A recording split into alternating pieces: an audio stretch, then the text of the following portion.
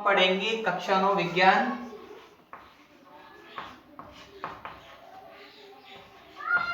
पाठ नंबर 3 परमाणु एवं अणु।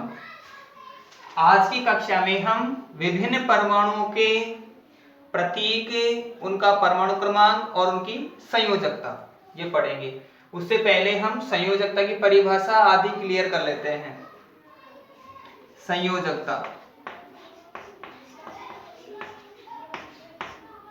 पिछले दिन वाली क्लास में हम विभिन्न तत्वों के नामकरण के जो आईयूपीएसी नियम थे, आईयूपीएसी नामकरण के नियम थे, उन नामकरणों के विभिन्न नियमों की व्याख्या करके और हम नामकरण कर चुके थे।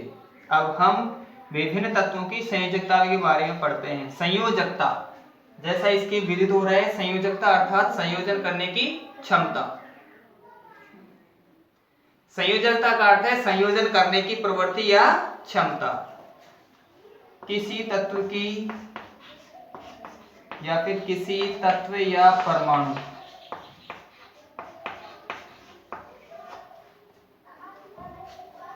परमाणु की संयोजन क्षमता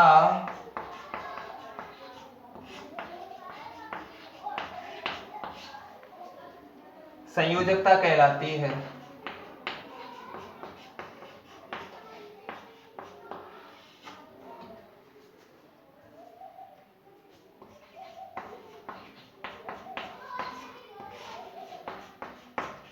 दूसरी इसकी परिभाषा अगर हो अष्टक नियम के अनुसार, कौशल लुईस ने जो अष्टक नियम दिया था, कौशल लुईस के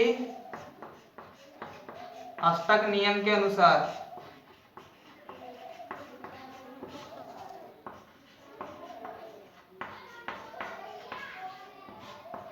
कौशल लुईस के अष्टक नियम के अनुसार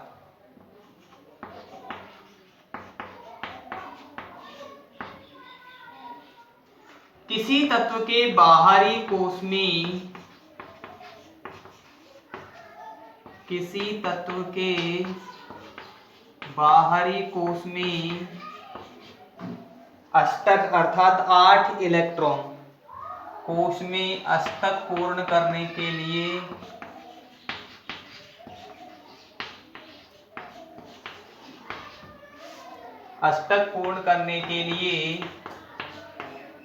ग्रहण किए गए, या तो उसे ग्रहण करने पड़ेंगे या फिर उसे त्यागने पड़ेंगे। जरूरी नहीं है कि सभी तत्वों के बाहरी कोश में 8 इलेक्ट्रॉन हो।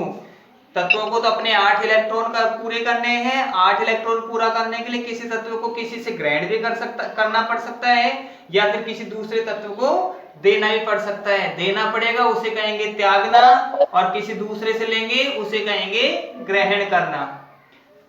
अष्टक पूर्ण करने के लिए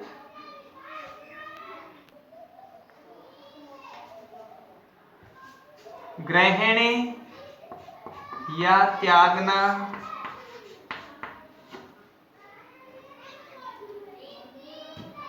ग्रहण या त्यागे गए इलेक्ट्रॉन की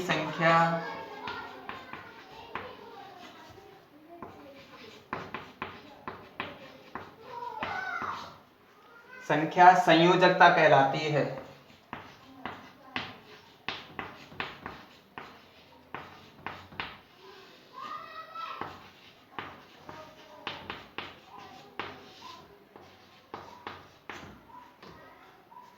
अब विभिन्न तत्वों की नाम, उनका प्रतीक और संयोजकता हम एक सारणी बनाकर लिख लेते हैं। तत्व का नाम,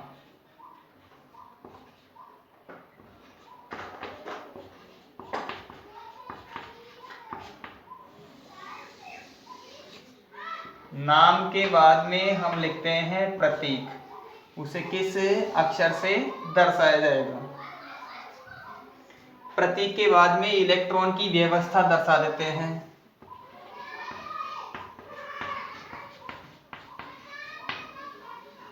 इलेक्ट्रॉन की व्यवस्था,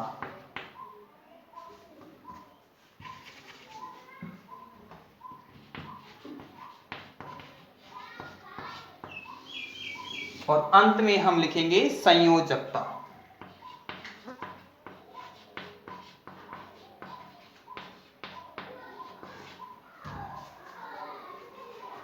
तत्व जिस नंबर पर आ रहा है वही उसकी क्रम संख्या होगी और क्रम संख्या ही उसकी परमाणु संख्या कहलाती है। तत्व जिस नंबर पर आ रहा है वही उसका परमाणु क्रमांक कहलाता है। जिस तत्व का जितना परमाणु क्रमांक होता है उसमें उतने ही इलेक्ट्रॉन होते हैं। अगर जैसे हाइड्रोजन का नंबर 1 पर आता है तो उसमें इलेक्ट्रॉन की संख्या 1 होती है, तो यही लगाएंगे तत्व का नाम। जैसे हाइड्रोजन,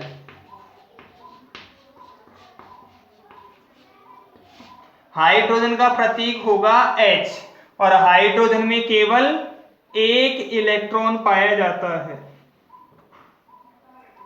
हाइड्रोजन में केवल 1 इलेक्ट्रॉन पाया जाता है।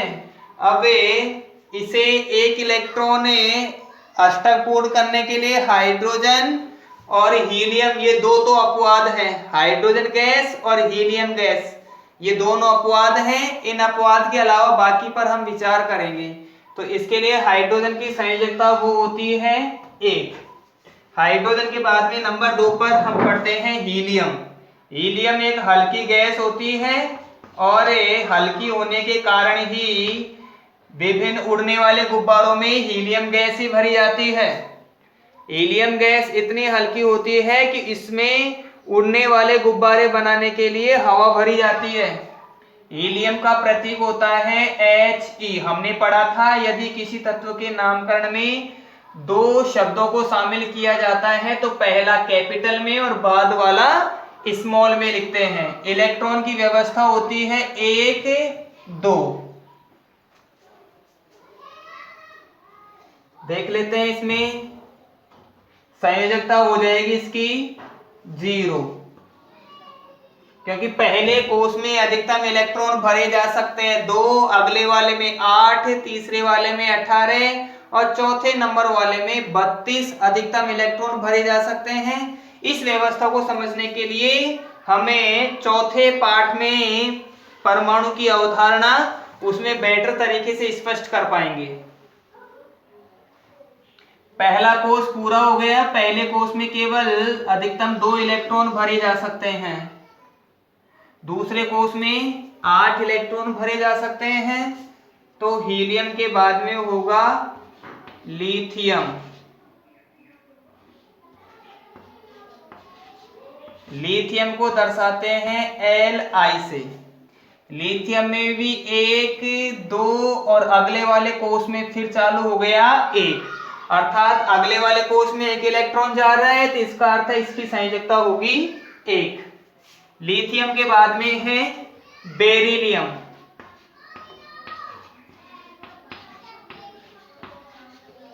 बेरिलियम के बाद में बोरोन। बोरोन के बाद हम पढ़ते हैं कार्बन। कार्बन के बाद में नाइट्रोजन।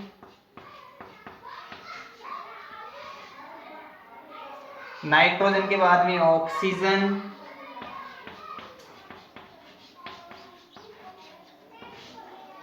ऑक्सीजन के बाद में फ्लोरीन। फ्लोरीन के बाद हम पढ़ेंगे नियोन के बारे में।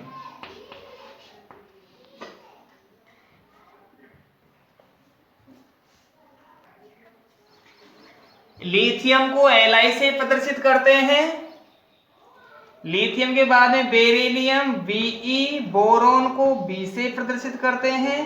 कार्बन के लिए C, नाइट्रोजन के लिए N, ऑक्सीजन के लिए O, फ्लोरीन के लिए फ्लोरीन F और नियोन के लिए Ne का प्रयोग किया जाता है।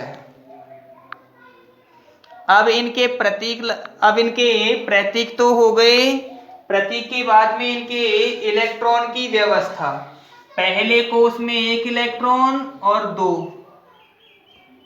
फिर उसके बाद में अगले वाले में 1 2, बेरिलियम में 1 2 2 इलेक्ट्रॉन ये पहले वाले कोष में आ गई।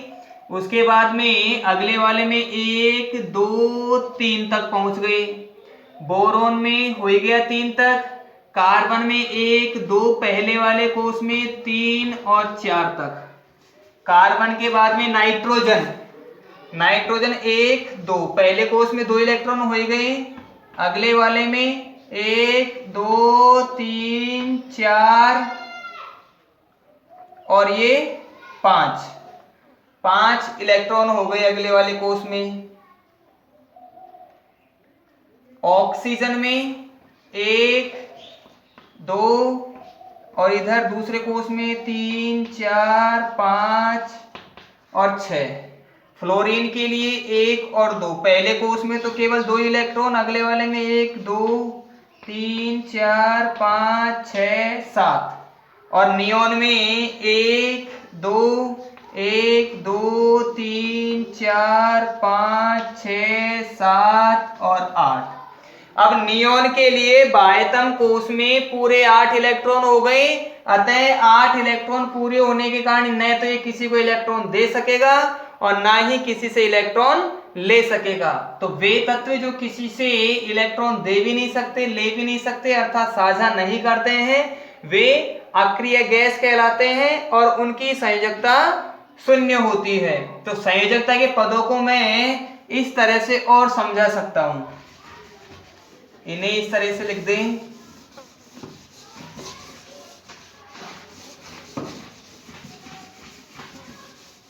कक्षाओं के अनुसार लिख दे तो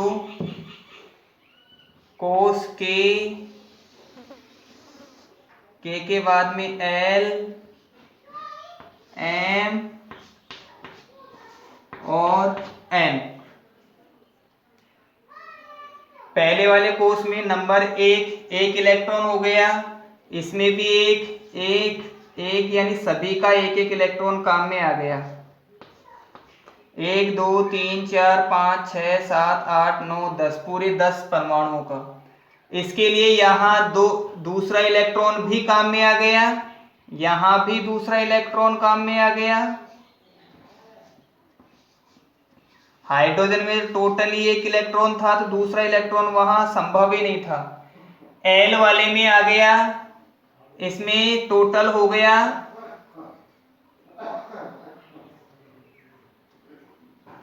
1 से चालू हो गया। आगे यहां 1, दूसरे वाले में 1 1 1 1, इस तरह की व्यवस्था होगी। फिर 2 2 2, अगले वाले में 1 2, तो यहां से 3 4 5 6 7 और 8। 3 के बाद में ये कार्बन पे 4 5 6 7 और 8। 4 के बाद में 5 से चलेगा अगला वाला 6 7 और 8, अगला वाला 6 से चलेगा। तो आगे हम इसे लगा सकते हैं, जैसे के उपकोष में अधिकतम 2 इलेक्ट्रॉन आ सकते हैं, तो इसमें तो केवल हाइड्रोजन में 1 ही इलेक्ट्रॉन है, हीलियम में 2 इलेक्ट्रॉन है, लिथियम में 3 इलेक्ट्रॉन होते हैं। तो के वाले कोष में केवल 2 इलेक्ट्रॉन होंगे और 1 इलेक्ट्रॉन ट्रांसफर हो जाएगा एल वाले कोष में। बेरिलियम में अधिकतम 4 नंबर पे आता है, तो 4 इलेक्ट्रॉन होंगे, जबकि इस कोष में तो केवल 2 इलेक्ट्रॉन भरे जा सकते हैं, अतः अगले इलेक्ट्रॉन इससे अगले वाले कोष में चले जाएंगे। तो बेरिलियम में टोटल हो गए 4 इलेक्ट्रॉन। बोरोन में 5 इलेक्ट्रॉन, तो 2 इलेक्ट्रॉन की व्यवस्था के उपकोष में और एल उपकोष में 3 इलेक्ट्रॉन। कार्बन के लिए 2 और 4, नाइट्रोजन के लिए 2 और 5, ऑक्सीजन के लिए 2 और 6, फ्लोरीन के लिए 2 और 7, नियोन के लिए 2 और 8। टोटल इलेक्ट्रॉन और इनकी व्यवस्था को इस तरीके से दर्शाया जाएगा। अब जैसा हम इसमें आगे क्लियरेशन कर लेते हैं कि हमें तो इलेक्ट्रॉन के लिए बाहरी कोष में जो इलेक्ट्रॉन होंगे उस संयोजकता के लिए हमें वैसे ही क्लियर करना होगा। हाइड्रोजन के लिए 1 होता है, हीलियम के लिए 2, 0 होगा। हीलियम के तो पहले कोष में अधिकतम 2 ही इलेक्ट्रॉन आ सकते हैं, तो 2 ही इलेक्ट्रॉन की व्यवस्था के कारण हीलियम वहीं पर ब्लॉक है, तो हीलियम की संयोजकता हो जाएगी 0। फिर अगले वाले इस कोष में 8 इलेक्ट्रॉन जब तक पूरे नहीं होंगे तब तक या तो इलेक्ट्रॉन लेंगे या इलेक्ट्रॉन देंगे। अब हम एक क्लियरेशन ये कर सकते हैं कि एल वाले कोष में यहाँ केवल 1 इलेक्ट्रॉन है, इसे 8 इलेक्ट्रॉन पूरे करने होंगे, तो इसे 7 इलेक्ट्रॉन की आवश्यकता होगी, जबकि 7 इलेक्ट्रॉन कोई दे नहीं सकेगा। अतः ये अपना 1 इलेक्ट्रॉन त्याग सकता है। इसे अपना स्थायी विन्यास बनाना हो तो 1 इलेक्ट्रॉन का ये त्याग कर सकता है। जैसे ही त्याग कर सकेगा तो इसकी संयोजकता हो जाएगी 1। संयोजकता समझाई थी उस दौरान, मैंने आपको बताया भी था कि संयोजकता 1 से लेकर 4 तक बढ़ती है और उसके बाद में घटती है। ठीक वैसे ही इसके पास में 2 इलेक्ट्रॉन अधिक हैं, या तो अष्टक पूरा करने के लिए इसे 6 इलेक्ट्रॉन और चाहिए, या फिर 2 इलेक्ट्रॉन दे सकता है। 6 इलेक्ट्रॉन कोई इसको देगा नहीं, अतः ये अपने बाह्यतम कोश के दोनों इलेक्ट्रॉन दान कर देगा। तीसरे नंबर वाले के साथ भी यही होगा कि कोई इसे 5 इलेक्ट्रॉन देने के लिए तैयार नहीं रहेगा, अतः 3 इलेक्ट्रॉन का ही त्याग कर देगा। Number 4 carbon. कार्बन के साथ स्थिति अलग है कि इसे अपना स्थायी विन्यास पूरा करने के लिए या तो ये 4 इलेक्ट्रॉन दे दे, या फिर कोई इसे 4 इलेक्ट्रॉन ग्रहण कर ले। या तो ये 4 इलेक्ट्रॉन दे सकता है और 4 इलेक्ट्रॉन ले भी सकता है। ऐसी स्थिति में इसकी व्यवस्था होगी धनात्मक 4। अतः अधिकांश इसकी प्रोबेबिलिटी यही होगी कि ये 4 इलेक्ट्रॉन दे ही सकता है, ये कोई इलेक्ट्रॉन लेगा नहीं। उसके बाद में नाइट्रोजन। नाइट्रोजन के बाह्यतम कोश में 5 इलेक्ट्रॉन है, अष्टक पूरा करने के लिए 3 और इलेक्ट्रॉन चाहिए, जबकि नाइट्रोजन 5 इलेक्ट्रॉन नहीं देगा, यह 3 इलेक्ट्रॉन किसी से भी ग्रहण कर लेगा, क्योंकि ज्यादा इलेक्ट्रॉन देने की प्रवृत्ति नहीं पाई जाती। 4 इलेक्ट्रॉन में से कोई ले भी सकता है, दे भी सकता है, लेकिन क्योंकि देने से ज्यादा बढ़िया हमें लेना अच्छा लगेगा, तो कोई भी 4 इलेक्ट्रॉन तो ग्रहण कर सकता है, 5 इलेक्ट्रॉन कोई देगा नहीं। तो हमें यहाँ संयोजकता फिर से घटनी चालू हो जाएगी। 3 फिर क्लोरीन के लिए घटती घटती 1 आ जाएगी और नियोन के लिए 0 प्राप्त हो जाएगी। नाइट्रोजन के लिए हो गई, ऑक्सीजन के लिए 2 होगी, क्लोरीन के लिए 1 और नियोन के लिए 0। इस तरह हमें इनकी व्यवस्था को समझ सकते हैं। अब हम आगे बढ़ाते हैं उसी तरह से। तत्व का नाम,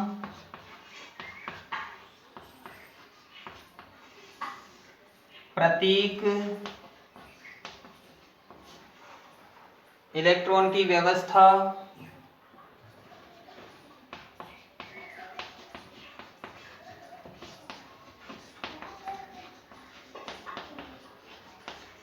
और इलेक्ट्रॉन की व्यवस्था के बाद में संयोजकता।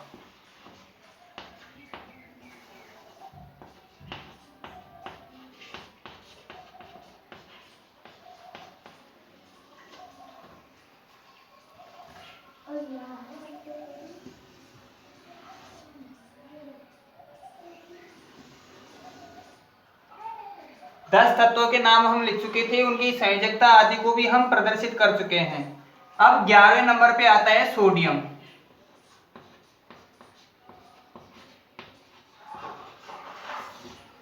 सोडियम का प्रतीक होता है Na, जो कि हमने पढ़ा था कि कुछ तत्वों के नामकरण उनके लैटिन भाषा के नाम से लिया गया है। सोडियम को लैटिन भाषा में नेट्रियम कहा जाता है और उस नेट्रियम से ही इसका प्रतीक Na लिया गया। प्रतीक के बाद में वही हमें K, L, M और N 4 उपकोष बनाने थे। हमें K वाले कोष में 2 क्लियर हो चुके थे, L वाले कोष में 8 क्लियर हो चुके थे नियोन तक में। अब हमें सोडियम के चलना है। सोडियम के लिए 11 होता है, तो 2 और 8 10, 10 और 1 11।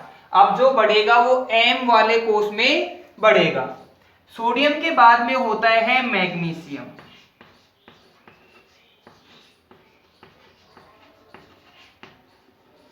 पहले हम एक बार इनका नाम लिख दें। मैग्नीशियम के बाद में एल्यूमिनियम,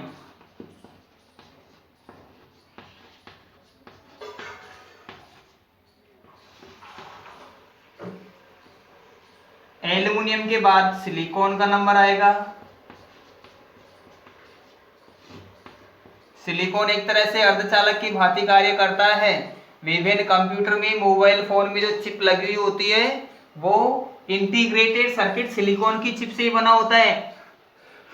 छोटे छोटे बहुत सारे डायोड मिलकर एक इंटीग्रेटेड या इकाई परिपथ का निर्माण करेंगे।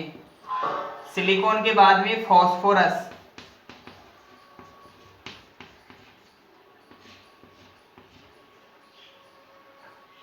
फास्फोरस के बाद में सल्फर,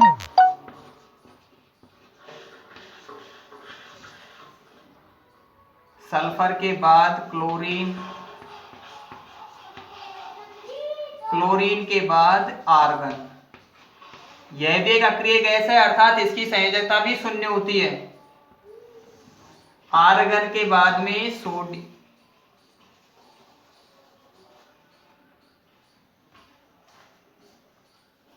पोटेशियम,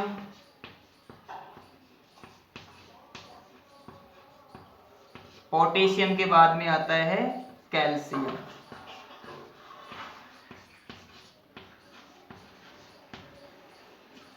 इनका प्रतीक लिख दे। मैग्नीशियम को दर्शाया जाता है Mg, जिन्हें दो अक्षरों से दर्शाया जाता है। उनमें पहला अक्षर कैपिटल और बाद वाला स्मॉल में दर्शाया जाता है।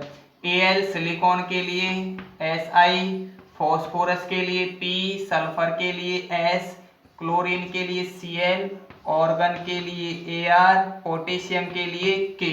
पोटेशियम का साइंटिफिक नेम या लैटिन भाषा में नाम होता है केलियम, और केलियम नाम के कारण ही इसे K से प्रदर्शित करते हैं। कैल्शियम होगा वो Ca। सभी में K वाले कोष के लिए 2 इलेक्ट्रॉन होंगे, क्योंकि K में अधिकतम 2 ही इलेक्ट्रॉन भरे जा सकते हैं। तो हमें इस कोष को फुल करना है। 1 2 3 4 5 6 7 8 9 10। उसी प्रकार से L वाले कोष में भी अधिकतम 8 इलेक्ट्रॉन भरे जा सकते हैं, हमें ये भी फुल रखना है।